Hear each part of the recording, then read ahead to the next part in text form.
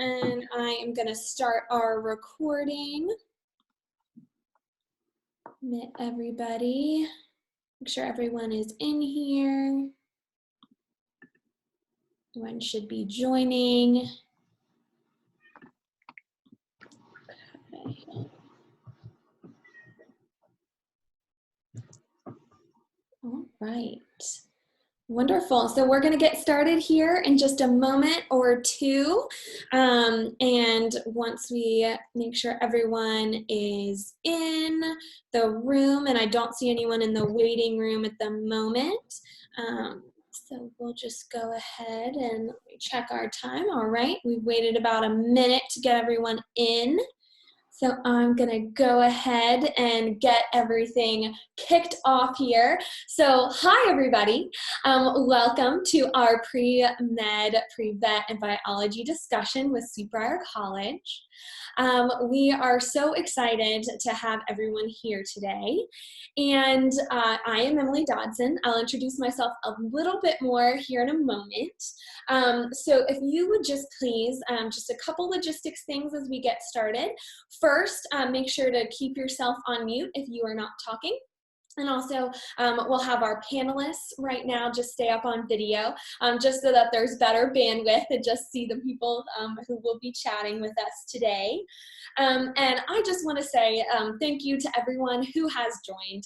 I know this is a crazy time for so many people, and we're just so glad to welcome you here as part of Sweet Briar College and let you get to know our amazing biology department and a couple of our current seniors who are about to graduate. So the structure of this discussion, well, first I'll introduce ourselves so you know who everyone is, and then we'll do a few starter questions, just some get to know you so you can get to know Emily and Dejanay a little bit more.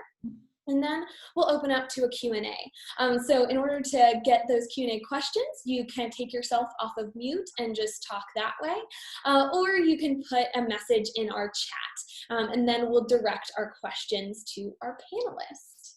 Wonderful. So let's get started. All right.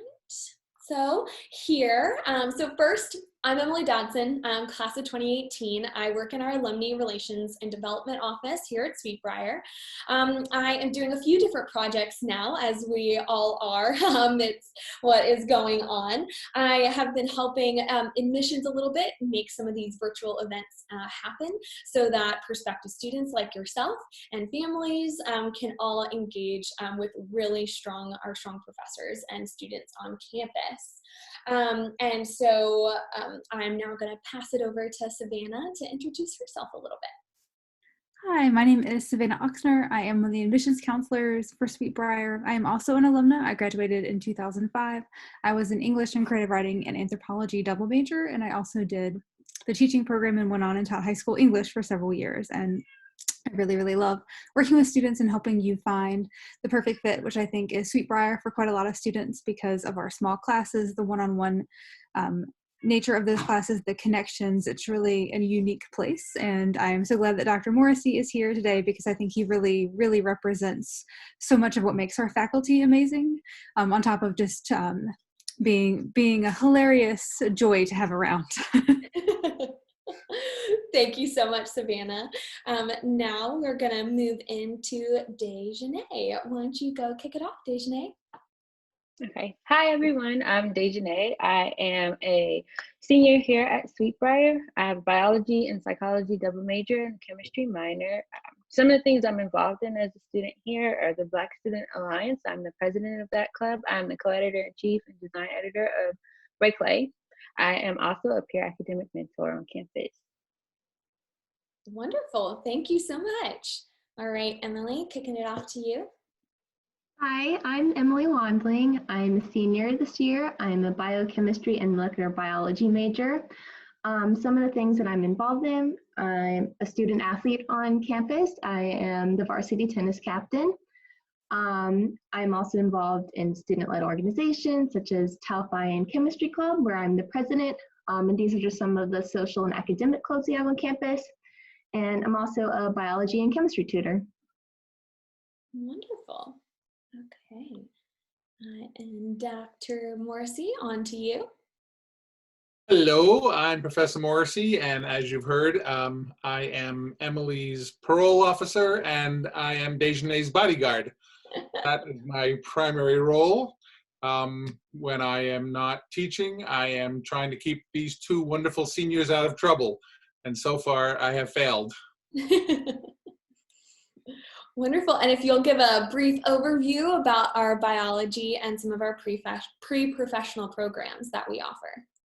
So yeah, we offer by design a rather I hate to use the word generic because that sounds not terribly impressive, but we believe that's the way to start. Lots of folks want to specialize way too soon and put the cart before the horse, so to speak. We offer a very firm foundation in the biological sciences, and that will enable all of our students to head in any direction they want to go. And the number of directions is practically limitless. Clinical careers and conservation, museums, aquariums, zoos, teaching, you name it. And we are proud of our curriculum because it prepares our students to head in all sorts of directions. We want to provide them with opportunities rather than with limitations. And that's our plan, that's our approach. Wonderful. Thank you so much.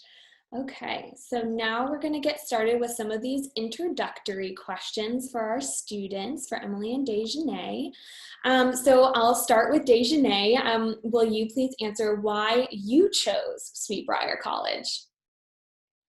Okay, I always like answering this question, so I'm glad it's a question you started with. So when I was a senior, which feels like yesterday in high school, but was 4 years ago now, I was determined to find an institution that would best serve me on my way to veterinary school. And that meant that I needed to have opportunities in research and shadowing, as well as a strong biology program. I was also most interested in having a liberal arts education because I love and am interested in everything. And so it was important to me also that liberal arts be kind of the foundation of the education I was having, so that I could see all of the correlations between different disciplines. And how I could connect that to medicine. And I came and visited Sweet Briar on a whim, and I fell in love with the school and the people and all of the things I got to ask and our class sizes. And so now I'm here. About to graduate too.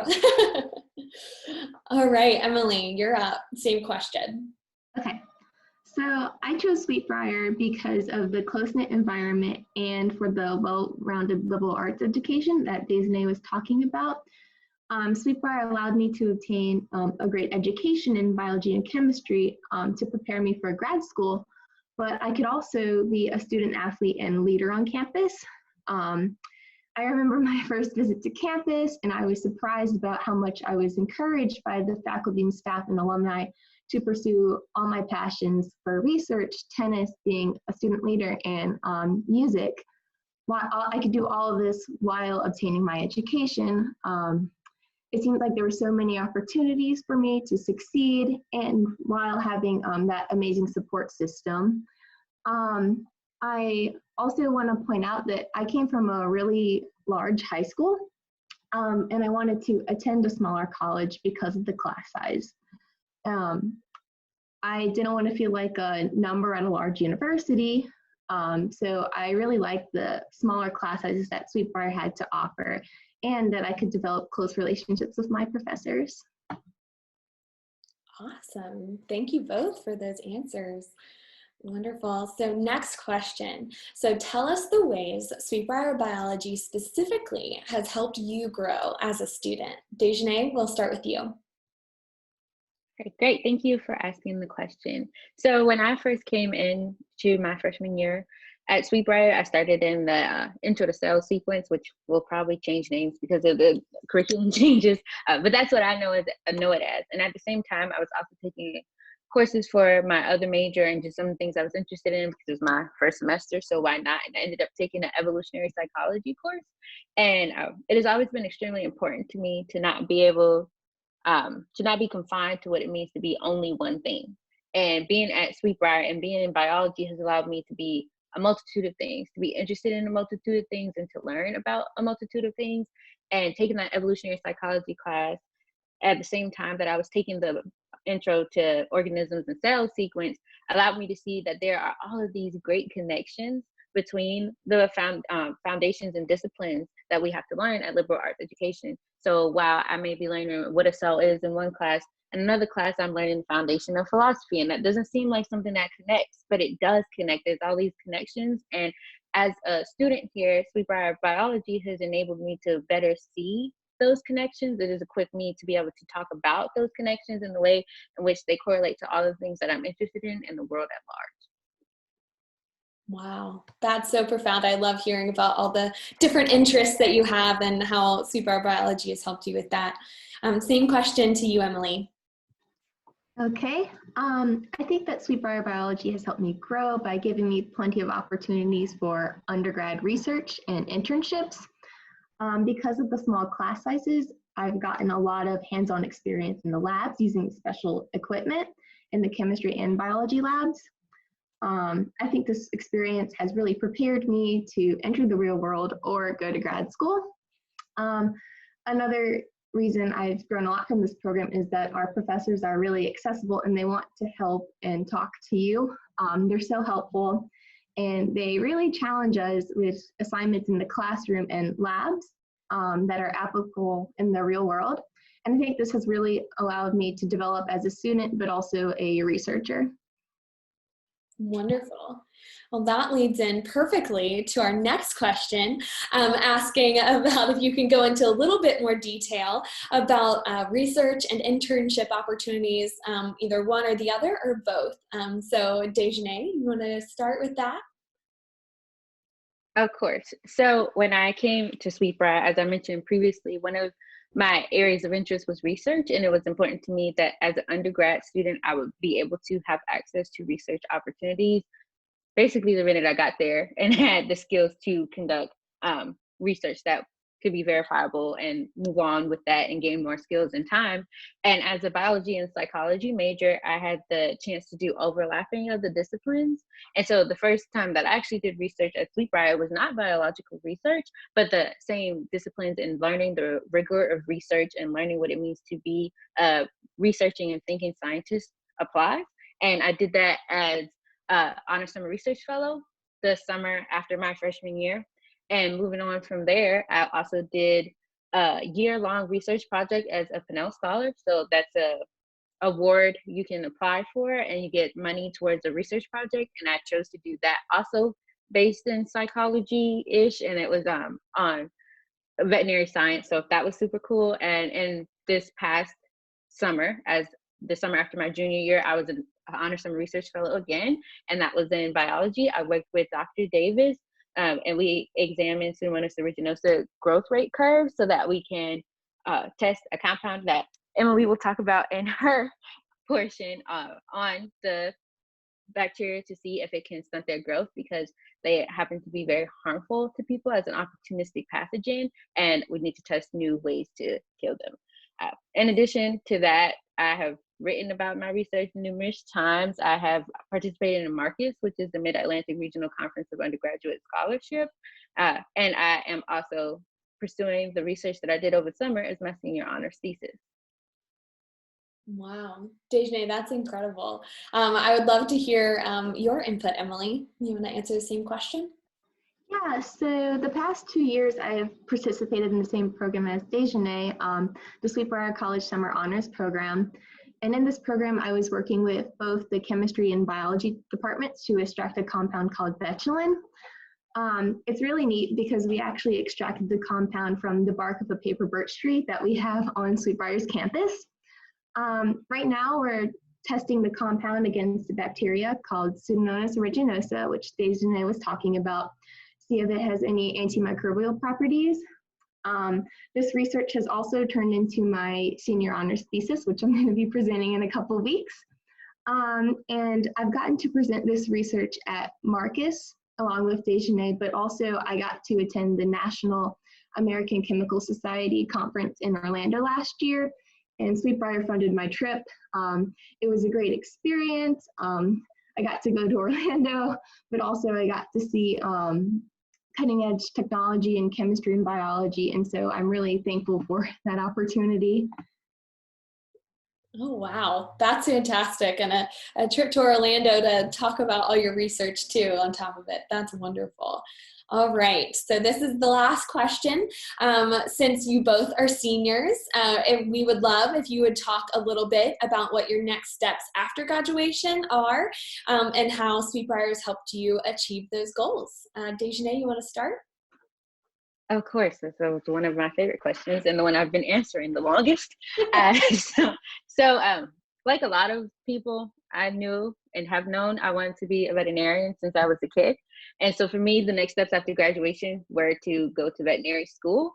And along the way in doing that, I have also realized that I am extremely interested in research. And thanks to Dr. Davis, that I really, really, really like bacteria. And in that way, I'm hoping to move on into graduate school and do research there. And along the way in helping me, Dr. Davis and Dr. Morrissey have been amazing in advising me and the things I need to do, and also as biology professors providing the courses I need to better equip me to go to veterinary school. And Dr. Morrissey is the pre-vet and pre-med advisor. And so for the last 4 years, I have been going to his office and telling him, here's the schools I want to apply to. Here are the prereqs. Here's what I think I need to do, and allowing his input so that I can be on the best track that I could be, and to do the things that I needed to fulfill those prerequisites, and to kind of just shape up into being the best student I could be, because I am signing on to be a student again for the next 4 years. But in my case, because I would like to pursue research, meaning I would like to pursue a doctoral veterinary medicine degree, as well as a Ph.D. in applied science, which for me is hopefully researching zoonotic disease or epidemiology or immunology. I'm not quite sure, but I have time to figure it out. And so in doing that, I had a very specific set of things that I need to get done, in addition to all of the other things you need to get done as a vet student. And having Dr. Morrissey there meant that I could get those things done with humor, because it can be a challenging course to follow, getting into vet school and going to interviews and knowing what to say and how to say it, and all of those great things that he's here for and is awesome for. So it's been a long journey for me, but I will be attending the Ohio State University of College Veterinary Medicine. And I made that decision and paid my deposit today. Well, I've known the decision for a while, but I paid my deposit today. I was accepted to the Ohio State University, as well as Virginia Tech and Michigan State. So it was a challenging time for me to decide which was best for me, and Ohio State happened to be the best for me, just like Sweet Briar is the best for me. Wow. Congratulations. And, today is the decision day. So that's so wonderful that you get to talk to us. Woo! I see Savannah doing that. Wonderful. Well, Emily, why don't you tell us about your next steps after graduation and how Sweet Briar Biology has helped you get there? Yeah, congratulations to Dejanay. So right now I'm working on applying to graduate programs to pursue a career in research in the biomedical sciences. Specifically, I haven't decided yet, but I'm interested in areas of tissue development and stem cell research, as well as chemical and life science engineering. The classes and research experience that I've had at Sweet Briar have really developed my love for science, and ultimately, because of the opportunities I've had, I decided upon a career in research. So.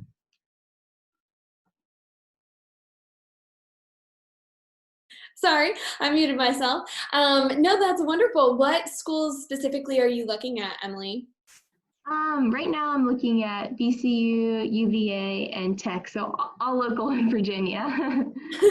Stay in Virginia. We love that. Okay, well, great. Thank you both so much for those wonderful answers, for us to allow everyone to get to know you a little bit more.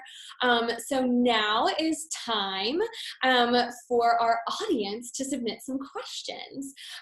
So first, if you would like to talk out loud and ask your question, feel free to go ahead and unmute yourself. Just say your name, maybe where you're from, and then go ahead and ask your question. And then if you don't feel comfortable doing that, always we have our chat feature, so just write your question in there.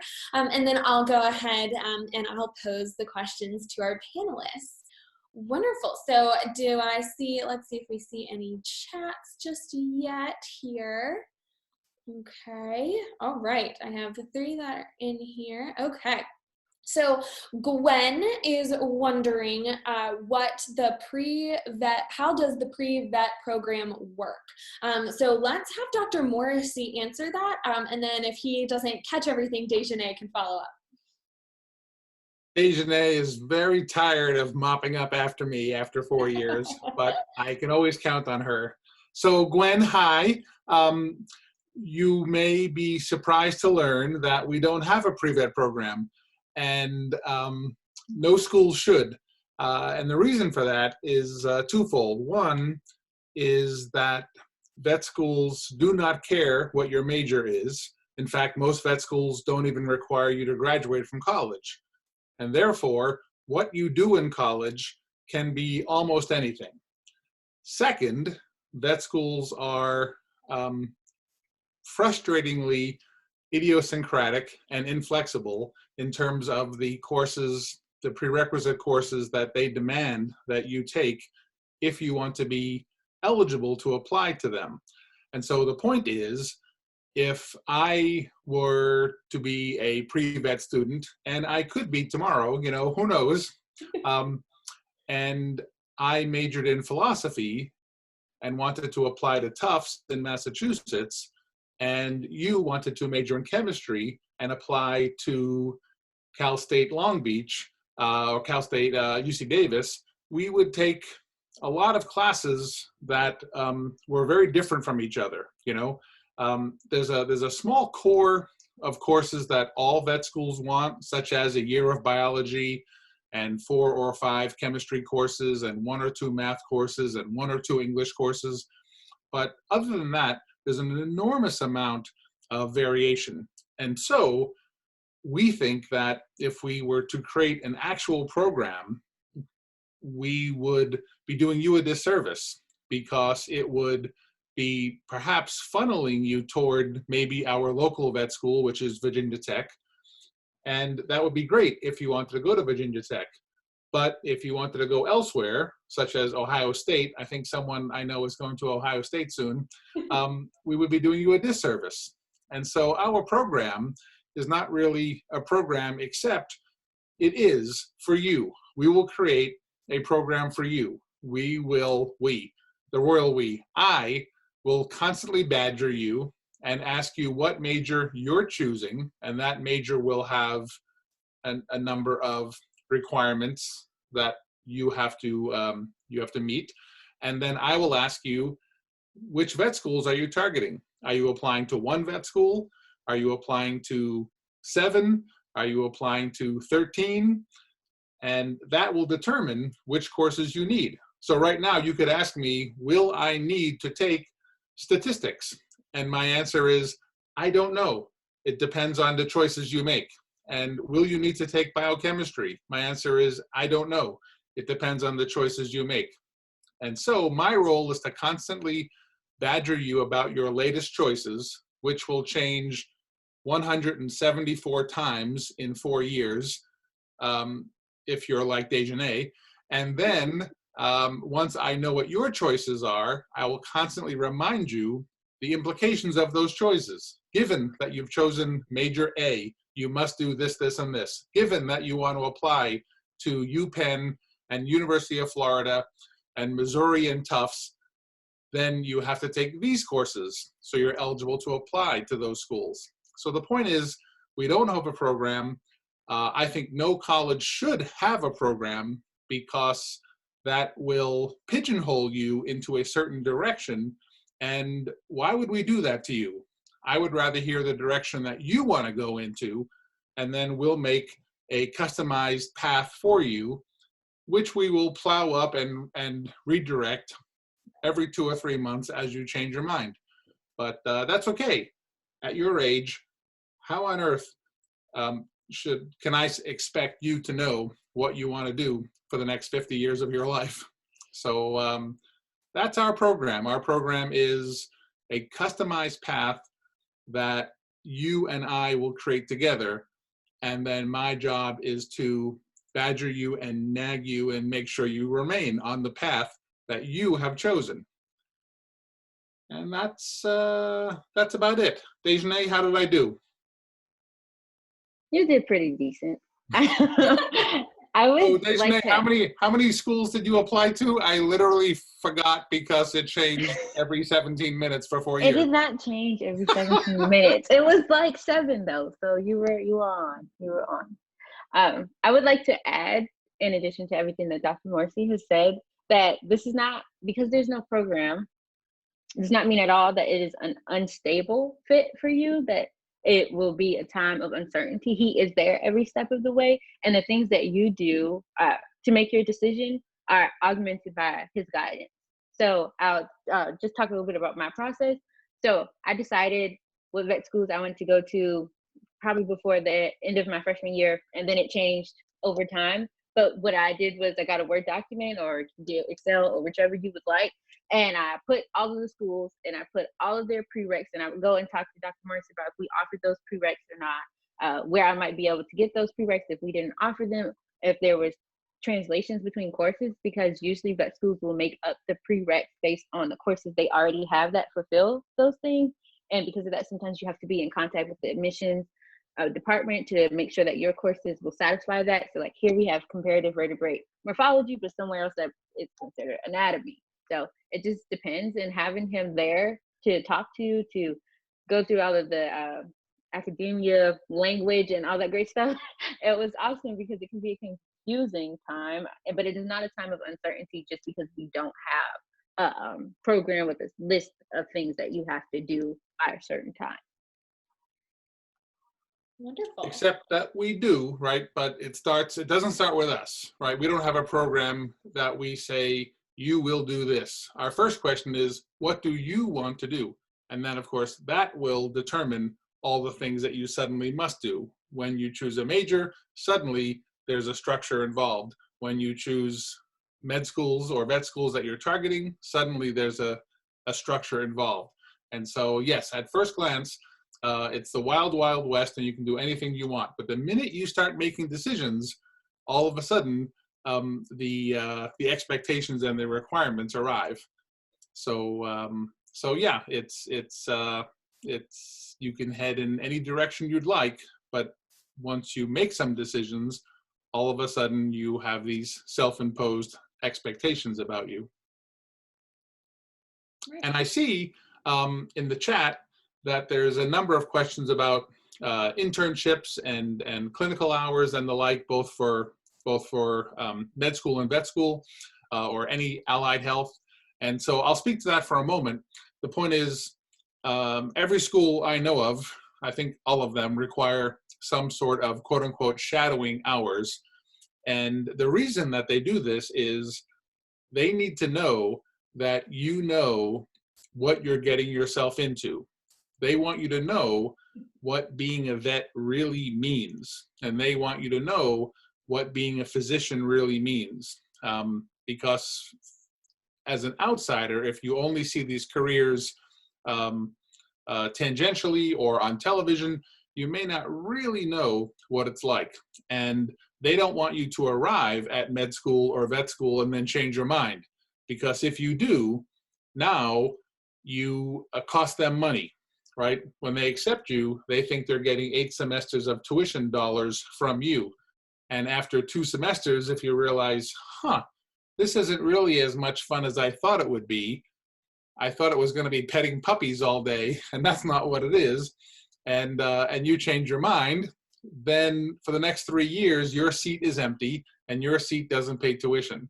And so they really want to make sure that you know exactly what you're getting into. So they require you to shadow a professional, an appropriate professional, a vet, a physician, whatever. In terms of where that happens and how that happens, I don't have a consistent answer. Again, well, I do have a consistent answer. Everything is customized. It's customized to you and your needs and your preferences. And so, for example, many schools find the rigors of college to be sufficient in terms of keeping themselves busy. You've heard what Emily and Dejanay are involved in, athletics and the arts and science and research and campus leadership. And oh my goodness, they might not have time to do any internships or shadowing during the school year. So many students choose to do this only in January and only over the summer while they're at home. And that means, where do they go? They go all over the country, in fact, all over the world, because we have students from all over the country and all over the world. There are other students, of course, who try to be a little bit less involved on campus so that they can retain some time so that they can intern or shadow during the school year. And they do in the area. We have a number of vets in the area and the usual number of physicians and hospitals and all that. And so it's really, once again, it's up to the student. If she would like to attempt to put in hours during the school year, if she feels she has the time without compromising her studies, because after all, an exceptional GPA is part of the expectation. And so that should be a priority. But if she feels she can handle it, then she will do something in the area. And it depends, right? It depends on her preference. It depends if she has a car. It depends on a lot of things. The point is, there's no typical answer, because there's no typical student. And that means that we proudly customize the program for your preferences and your needs and your life and your responsibilities. And who knows what you'll do. You'll do what, when you get here, you'll do what your preference is.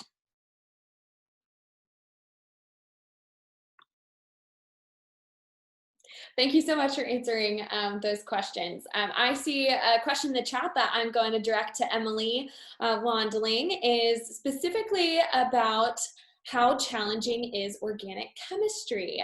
Mary Catherine's teachers have told her that it is very challenging. So I would love to hear your answer, Emily, about OChem.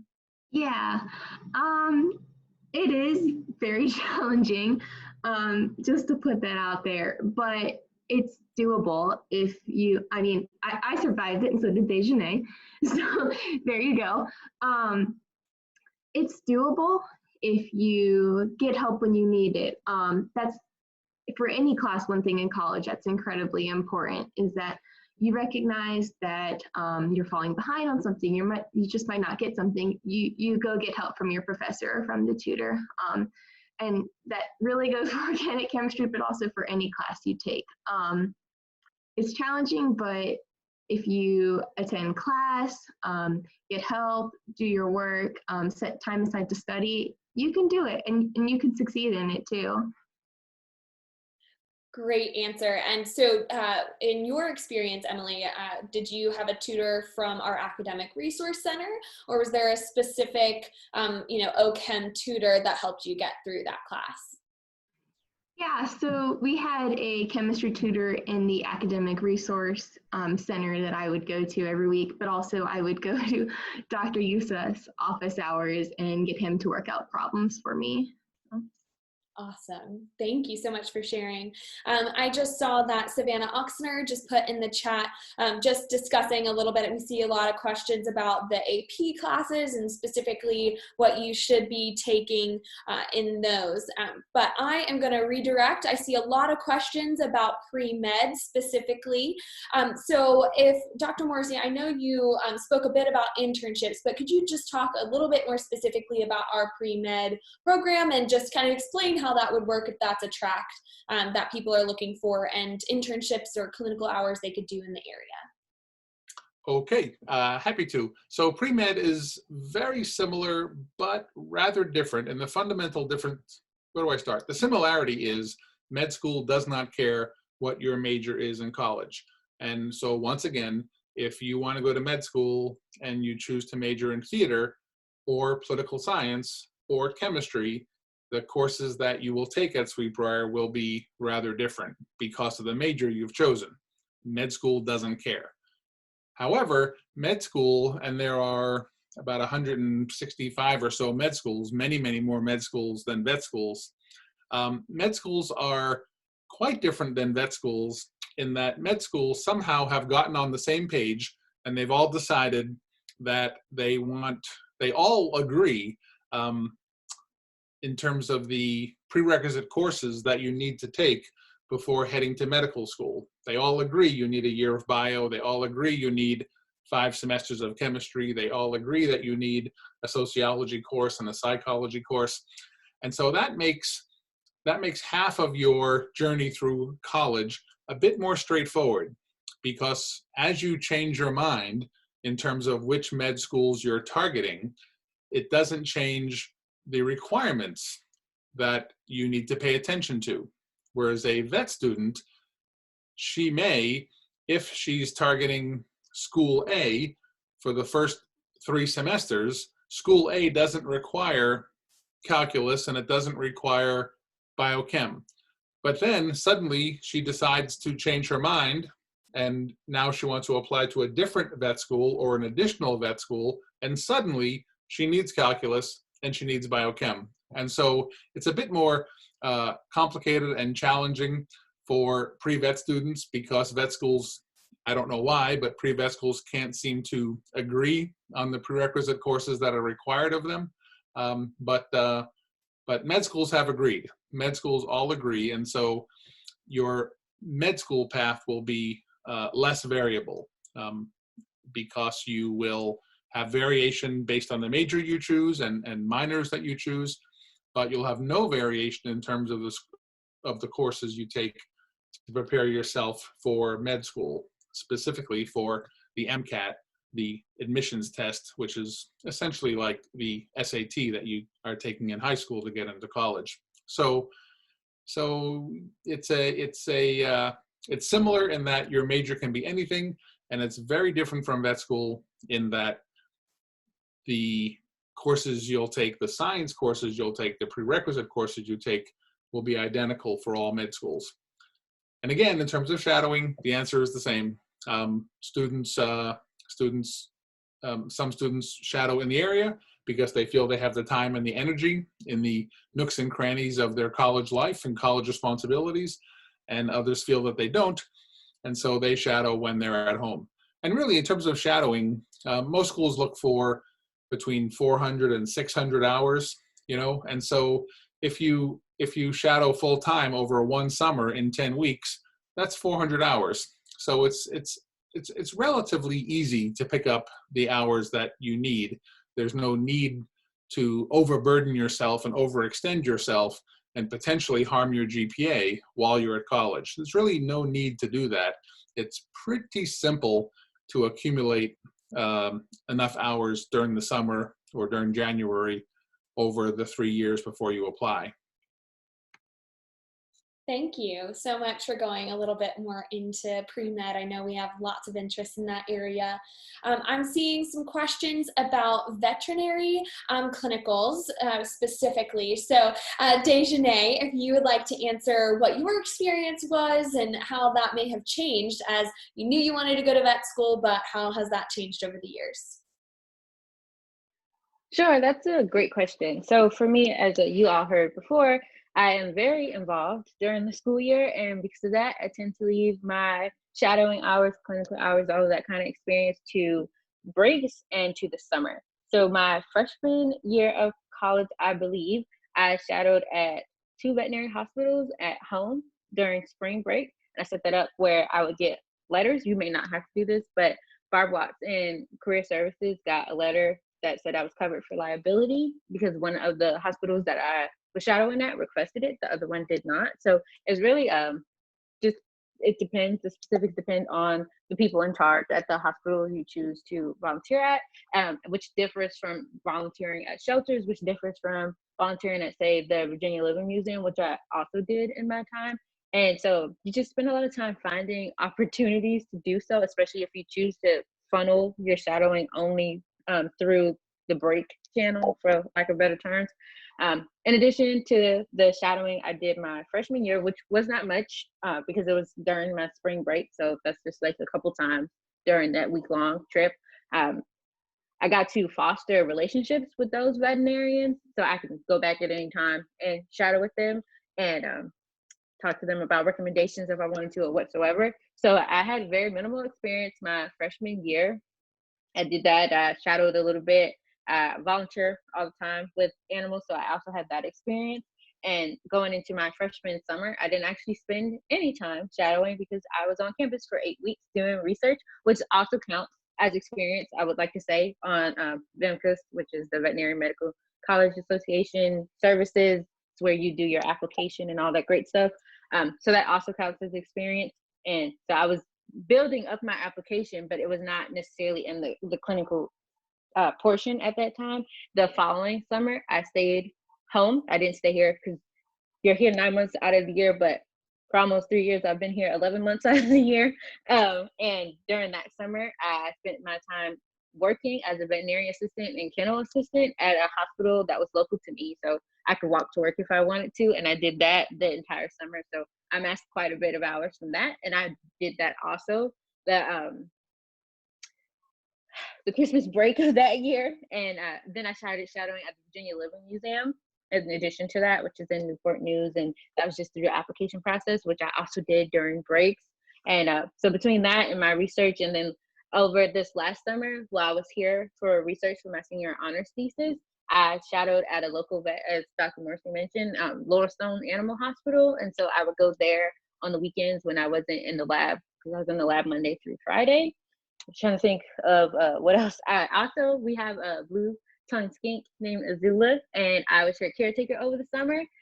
So that was great. Mona Brown, which is an assistant in the biology department, and she's also freaking awesome. She allowed me to learn what it was like to care for Azula, and then I also cared for Azula.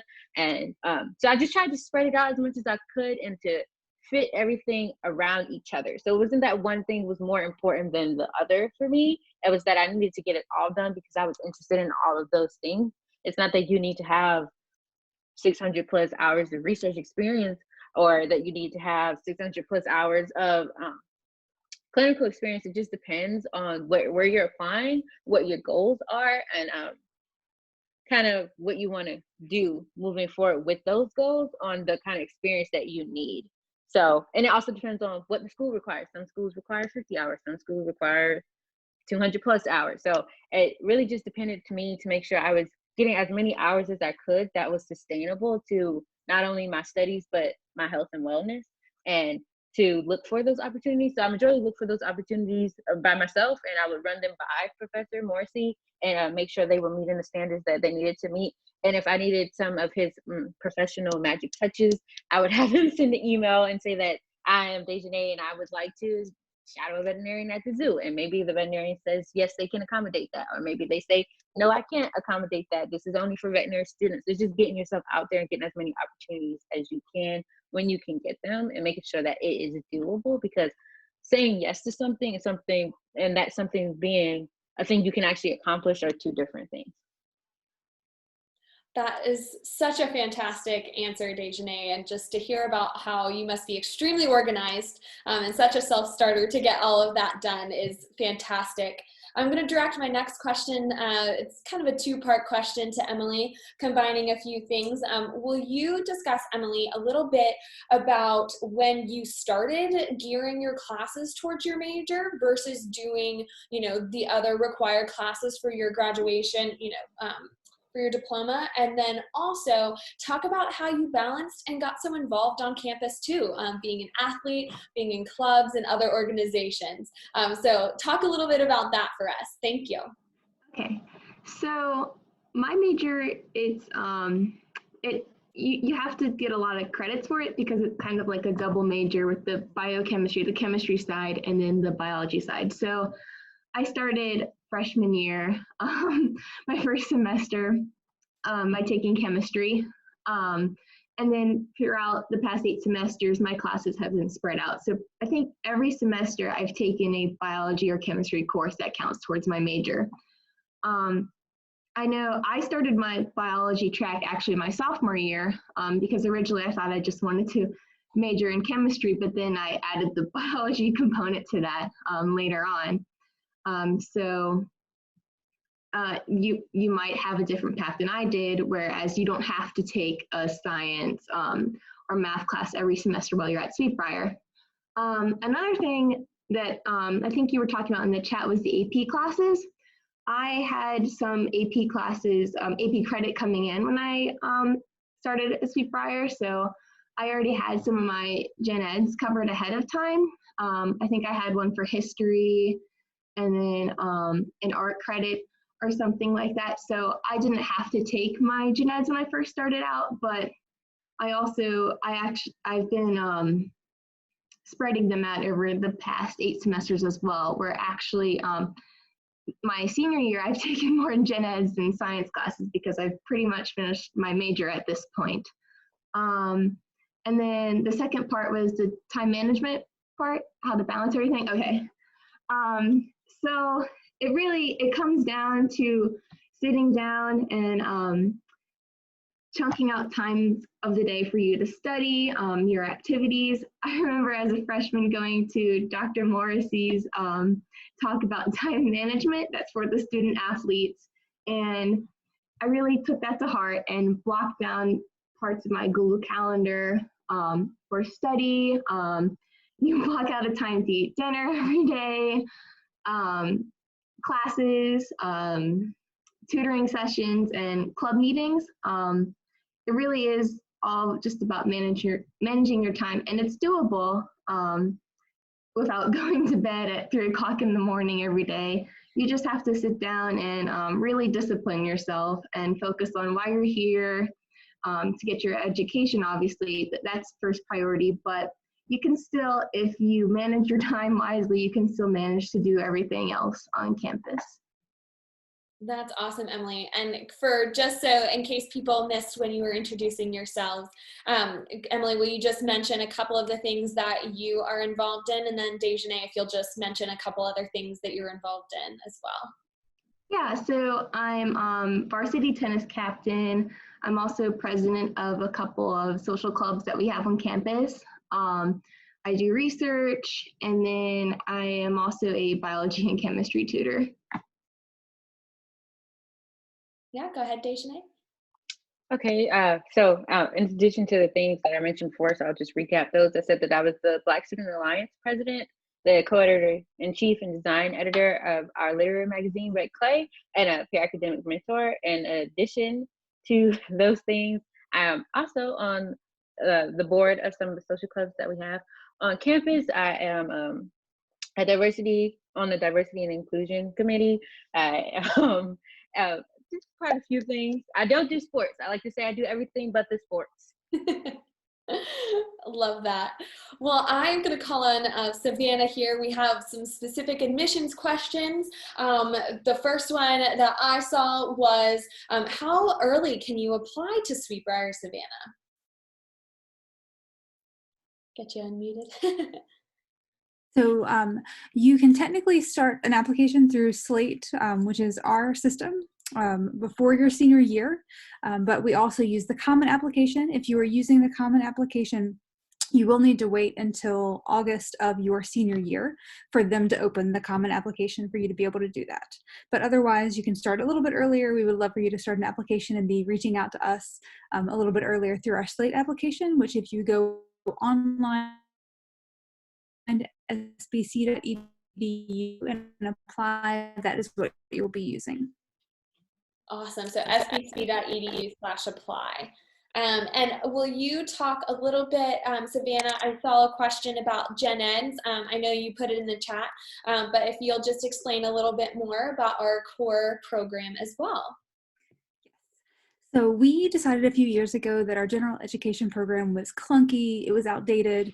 It was like, I need a math and I need a science and I need an English class. And we thought, that's old. That's maybe not the best way to do it anymore. And so we redesigned, and there are now 10 courses that students take over the course of their 4 years. And they involve all of the things that you would learn through your normal gen ed program, such as writing skills, computational skills, critical thinking. But we teach them in modern, topical, relevant courses. So instead of taking just calculus or just English 101, you're taking design thinking, you're learning how to think about thinking, you're taking data science, you're taking a course on financial literacy, and all of them are focused on leadership skills to really prepare you to go out and just be incredibly competitive and successful in a world where the job market is constantly changing. I mean, when your parents were growing up, or your parents' parents, people would get in a job and tend to stay in it until they retired. And now we're seeing a world where people change jobs and change entire careers pretty frequently. And so we want to make sure that you are leaving Sweet Briar with the skills for you to be successful, for you to change jobs, change roles. And so it's really about making you really well-rounded and getting you just prepared for a world that is changing very, very quickly, but is much more global than it used to be. That's awesome. Thank you so much for going into that. And again, she mentioned that it's just 10 courses. So if you're asking, you know, how many gen ed requirements will you have, it'll just be those 10 spread out across your time at Sweet Briar. Something I would like, oh, sorry, go ahead, Savannah. I just want to add one thing with that. I know we have some students on. Some of you may be transfer students or prospective transfer students, or you're taking early college courses.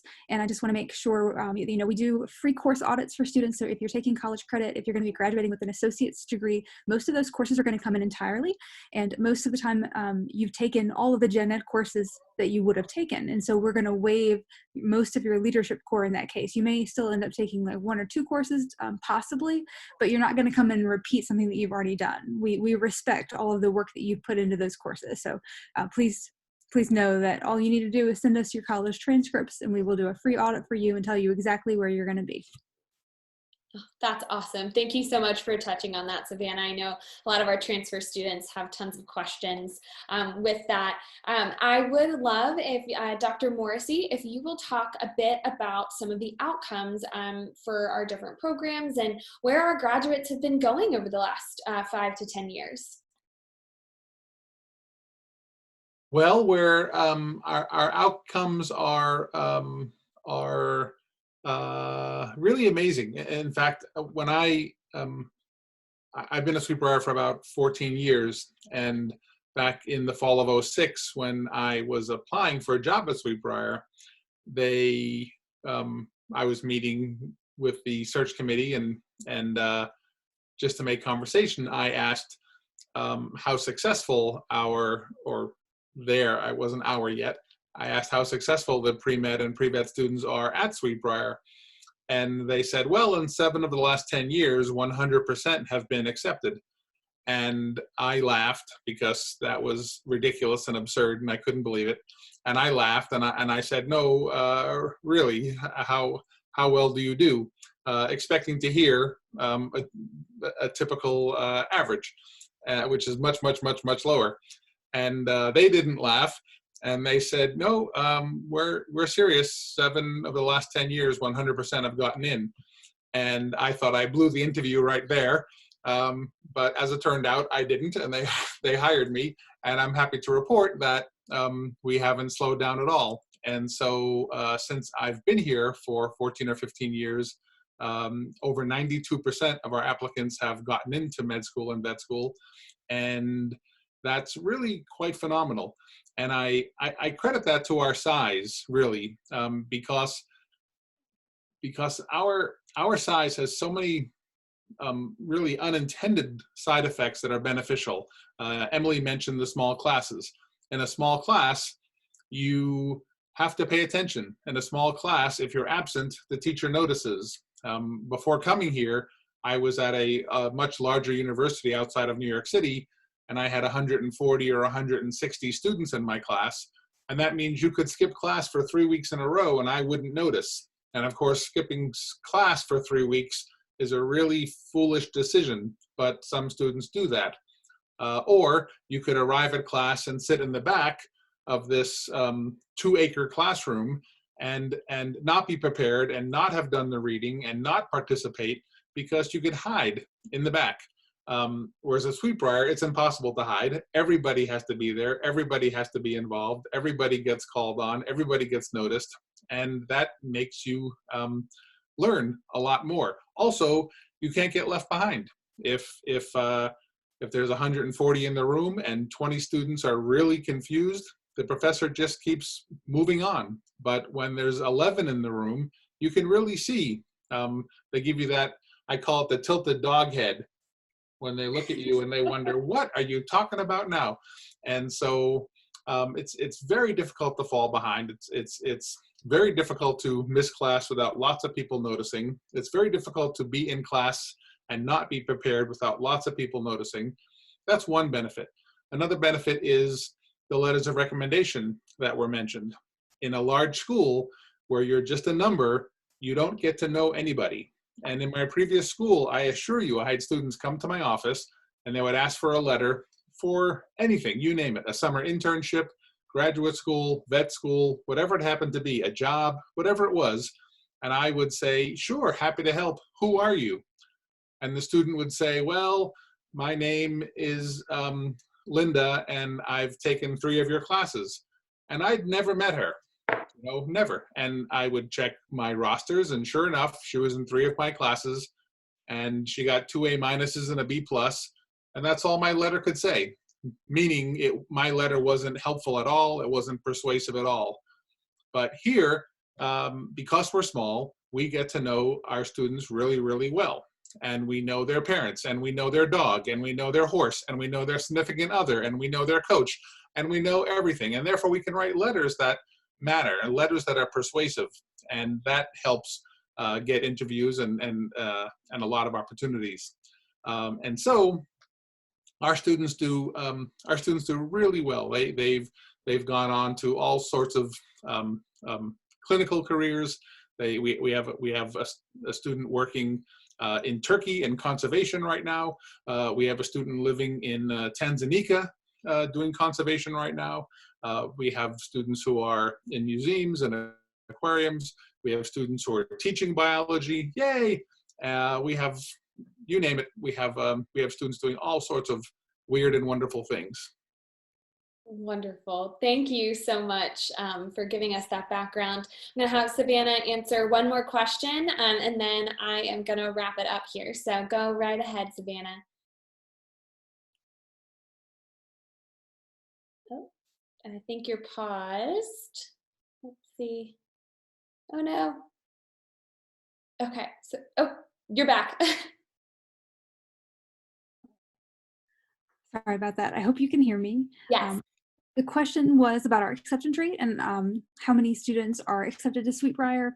And I wanted to say that we are not a highly selective school that turns students down just because we have such a high volume or because we want to stand out and seem, like we're turning people down.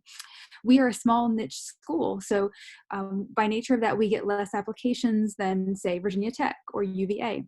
And therefore, we don't have to turn students down who meet our criteria. So we do accept most of the students who apply to Sweet Briar as long as they are ready for college. But that is also because the people who are applying to Sweet Briar have done their research. They have looked into us. They know that they want a small school with small classes. They know that they want a liberal arts background, that they want a place where they're going to be supported. They are really excited about coming to an all-women's college where we empower each other. And so we don't get the same volume of applications, are able to, as a result, accept most of the students who apply unless they're just not ready for college yet. I hope that answers the question. Thank you, Savannah. And I saw, Mary Catherine, you had a great segue question as we wrap up this event is, how can you come to campus and visit and, talk to our wonderful biology students? So right now, because of COVID-19, we're not having any guests on campus, but we have a great virtual tour. And I know we do those every day at 10 and 2. So if you would like to interact with one of our great counselors and some of our admissions ambassadors, that's one way to visit campus.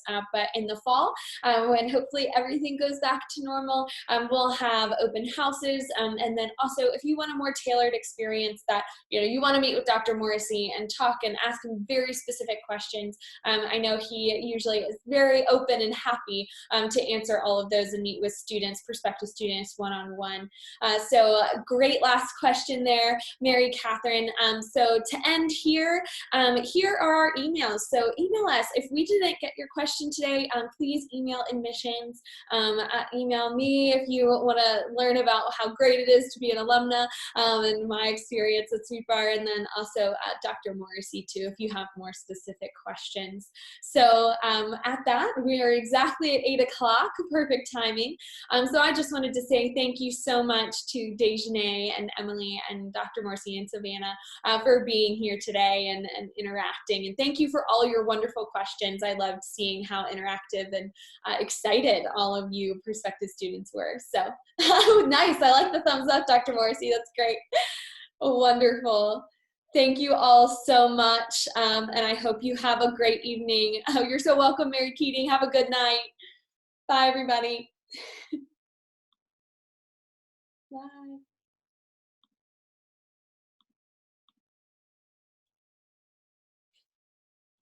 I'm just gonna stay on here till everybody leaves. So I'm gonna end the meeting now. I think most people go Vixens. Woo! Love that.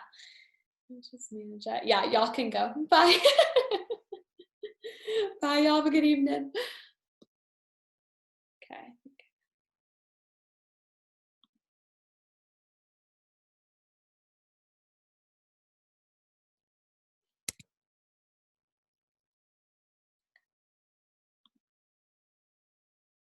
Okay.